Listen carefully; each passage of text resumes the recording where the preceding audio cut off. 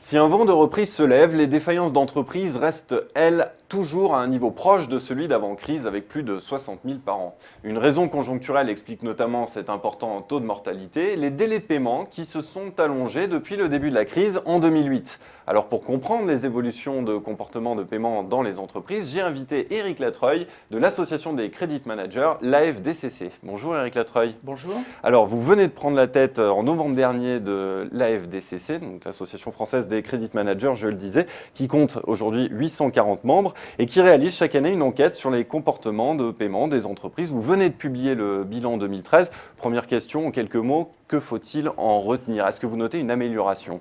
Oui, on a quand même une légère amélioration. Ceci dit, on a maintenant des préoccupations qui sont nouvelles. À la fois, comme vous l'avez cité, 60 000 entreprises défaillantes en 2013. On se rapproche des niveaux d'avant-crise, donc c'est quand même considérable.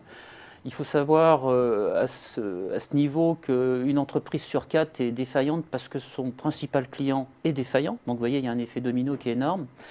Au niveau des délais de paiement, on a quand même une amélioration. La LME a aidé énormément.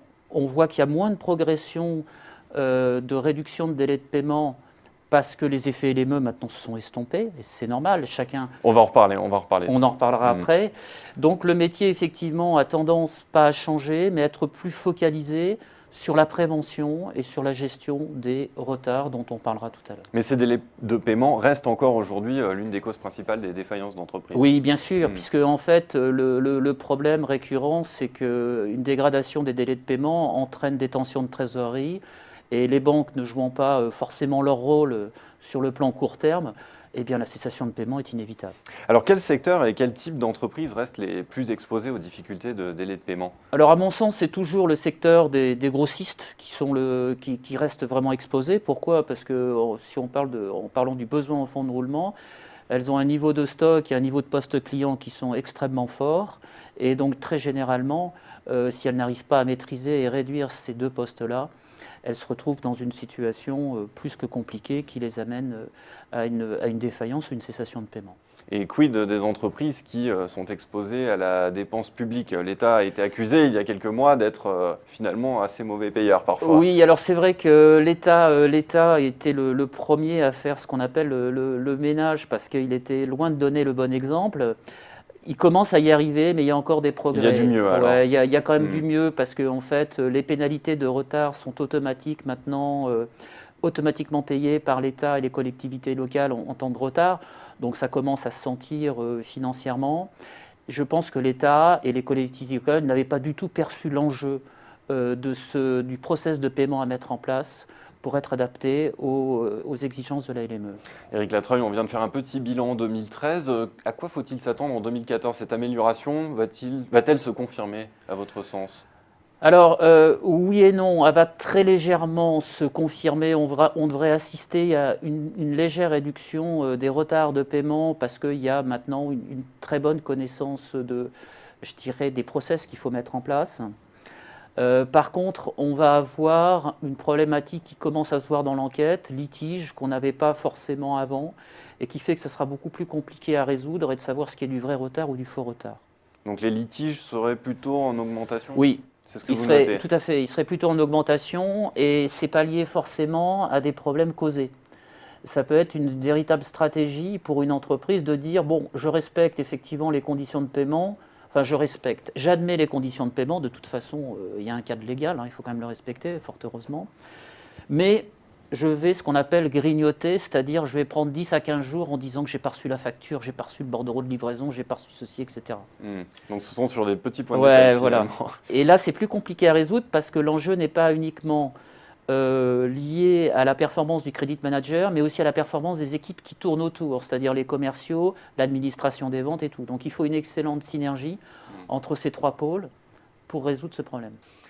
Éric Latreuil, comment améliorer les délais de paiement encore? En fait, il y a deux axes. Il y a toujours l'axe concernant les retards où je pense qu'il faut une meilleure contribution des équipes commerciales qui aident le credit manager et les équipes finance à faire rentrer le plus vite possible et à résorber ces retards. Mais il y a aussi un deuxième axe qui est souvent négligé, qui est souvent très efficace, moi que j'ai mis en place à mon niveau en tous les cas, c'est la pré-relance, c'est-à-dire envoyer un signal très clair en disant bientôt il y a une échéance qui arrive. Et là, on met le curseur en amont et on fait du travail beaucoup plus qualitatif et on fait émerger des litiges potentiels qu'on n'aurait pas vus 15 jours après. Vous écrivez aussi que la pratique des pénalités de retard reste sous-utilisée. Pourquoi, à votre Complètement, parce qu'on en est au tout début, tout simplement, et qu'on est sur la peur de la perte de la relation commerciale, et qu'à partir de là, chacun va dire « je ne vais pas être le premier à en fait perdre le client ». À partir du moment où il y aura plusieurs entreprises qui feront la même chose, je dirais qu'il y a une dynamique qui va s'enclencher. Ça marche déjà très très bien dans les pays anglo-saxons, notamment au Danemark, notamment en Allemagne, et donc il n'y a pas de raison qu'en France on n'y arrive pas. Et que faut-il attendre de la directive européenne qui rend obligatoire depuis octobre 2013 la mention des frais de recouvrement dans les contrats? C'est plutôt une bonne chose? C'est plutôt une bonne chose, mais là on en est aussi qu'au début, qu'au tout début. Donc là c'est vraiment un problème de, je dirais, de formation, d'éducation et de pédagogie dans l'entreprise, et surtout d'une bonne relation avec le client en lui disant contractuellement nous avons une clause, nous sommes obligés de l'appliquer si jamais ça se passe mal, pour pas qu'il y ait de surprise. Alors, voilà. Éric Latreille, on va parler un petit peu de votre métier de Credit Manager. Vous êtes vous-même Credit Manager? Oui, tout à fait. Je suis Credit Manager Group, c'est-à-dire que je m'occupe de la fonction crédit dans 7 filiales d'un ancien pôle d'activité de Saint-Gobain.